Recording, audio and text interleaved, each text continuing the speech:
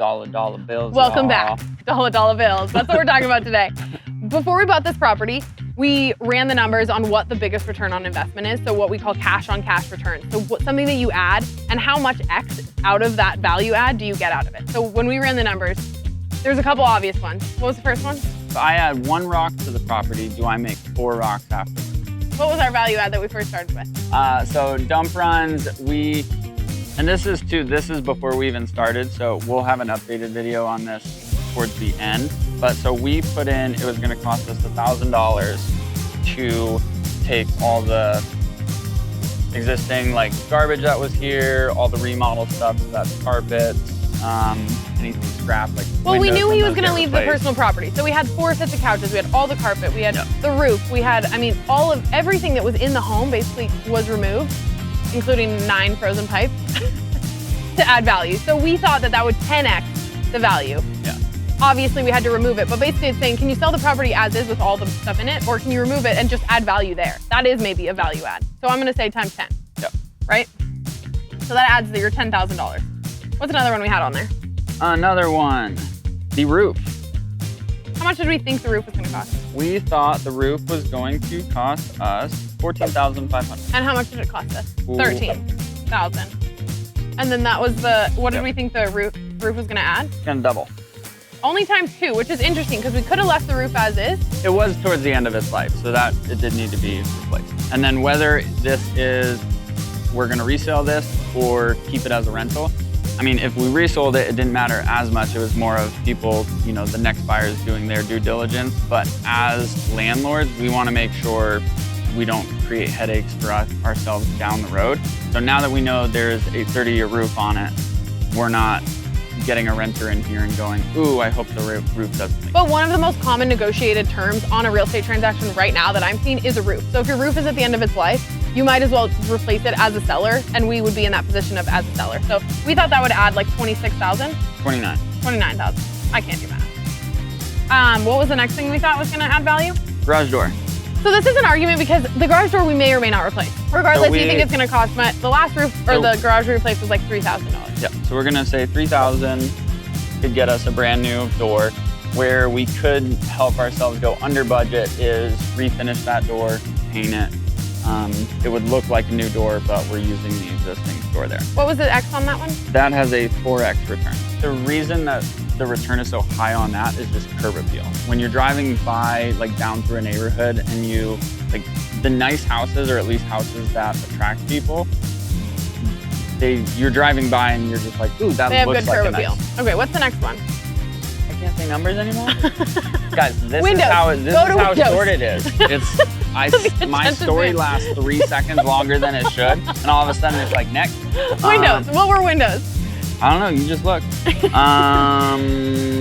We really did 5,000. think windows would add quite a bit of value. We could leave these windows. They're double pane. They're already black, which I wanted, but they're ancient, and a lot of them have lost their seals. And they now have paint on both sides. Aren't they so cute? I know, love. Well, the other thing is if we don't replace, or if we do replace the windows, we can just paint and not have to tape. So what was the cost that we thought windows would be? We thought windows were gonna be $5,000. And they went over budget. No, was that with sliders?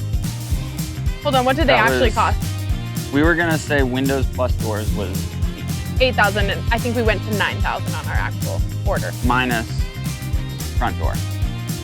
We're at $9,000 for all the windows, 2 sliders, and we just haven't gotten the front door yet. So what was the cost of just the windows?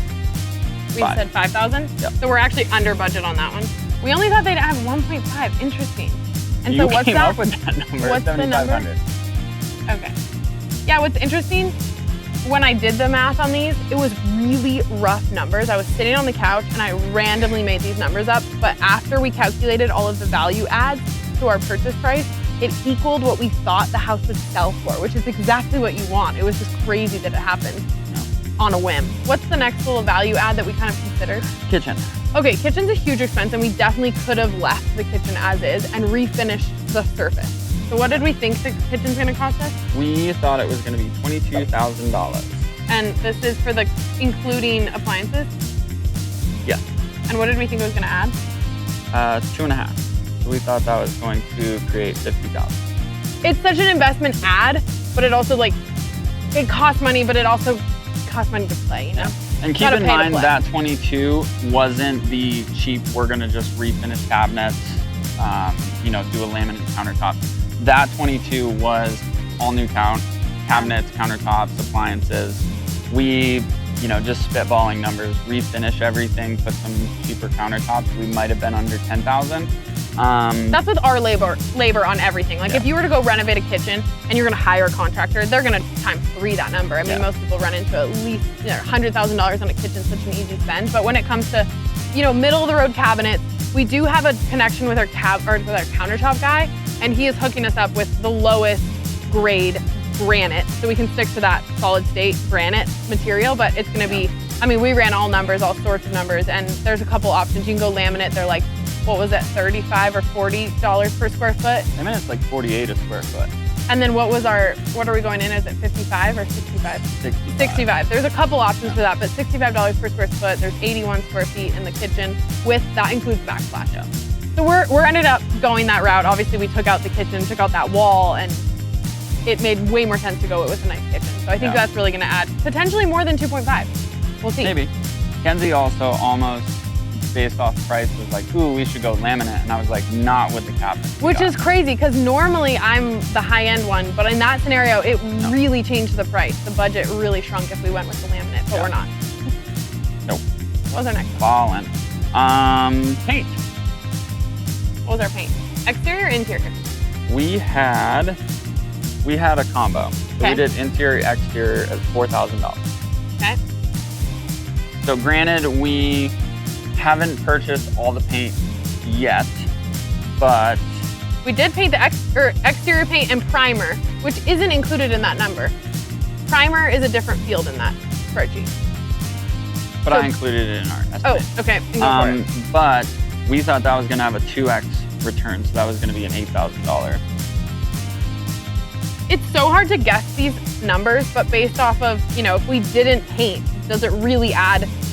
I would argue that it could add more than just 2 times. But people want to see a freshly painted house. They do, and especially one that's been heavily smoked in and smells like cigarettes. Well, that was it too. The smoking definitely made it so even if we did just threw like some cheap paint on there, you would have still smelled that smell. We had to put some heavy investment into the kills, extra tough, extra, you know, stink. Get rid of the stink. Yeah. What's our next one? Let's do floors. Ooh, yeah, let's do that. How much was that? Floors, we estimated $5,500. Ooh, really? Yep. And that had a 3.5 return. You have 17.5. I mean, I feel like floors were a necessity, but someone could replace the floors with carpet instead, and they would see a much lower return on investment, but their investment up front would be lower, if that makes sense. Yeah. So it's like, again, pay to play, the more you add, but sometimes adding value in certain ways doesn't actually add enough value to see the return on investment. Yeah. So these numbers, I think, are so important when you are starting out to make a flip happen, or maybe just buy your own primary property or some sort of investment property. Running these numbers are essential. Yeah. What else is on your list? Let's do the bathroom. Both bathrooms. Both bathrooms. So primary and the guest, we had put just over $10,000. Okay, and I think most people are going to say, holy cow, there's no way I can renovate my bathroom for $10,000. Both bathrooms, with us doing the labor, prefabricated bases. So we've got a prefab tub, a prefab base for the shower. I think you lose a lot of money when you just go full tile, because then you have to build the back of all those tiles. And then again, with bathrooms, I mean, you can go cheaper on vanities that are already pre-made, not custom. You can go cheaper with mirrors, with light fixtures. The biggest thing that takes most of your cost away is your faucet. And I can't believe how expensive faucets are. Yeah, you can get a $1,000 faucet somehow. Somehow. They'll sell it to you. What's your return on that one, did we think? 3 times. Okay, so 30,000 as an add-on. Yeah, I mean, the bathrooms were bad, but you could potentially have just refinished them for much cheaper. Yep. What's the last 3 we want to do? So landscaping, 5,000.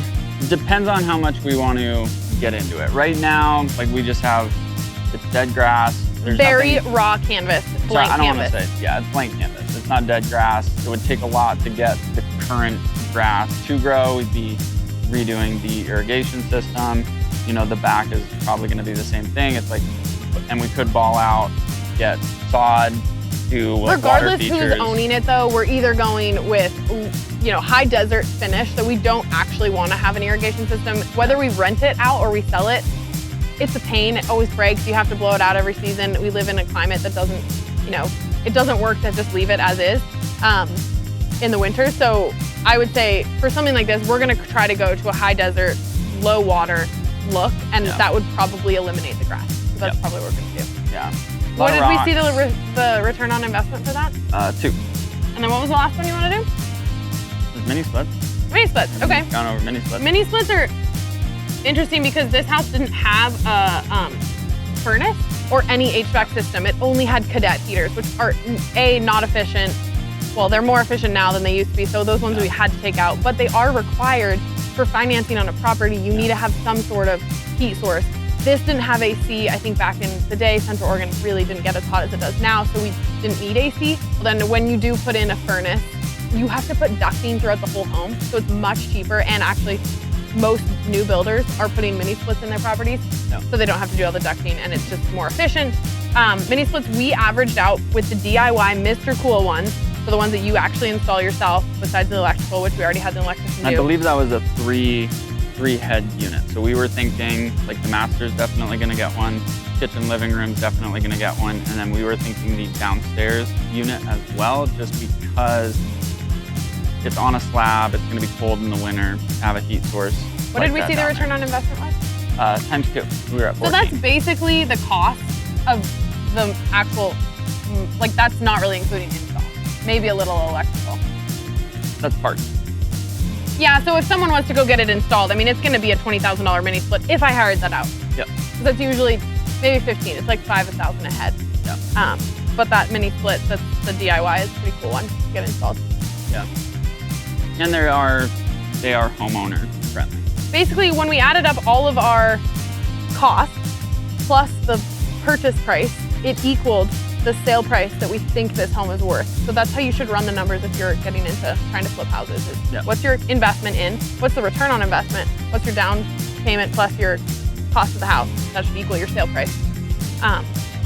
This will change throughout the process, and we'll give you real hard numbers once we know them.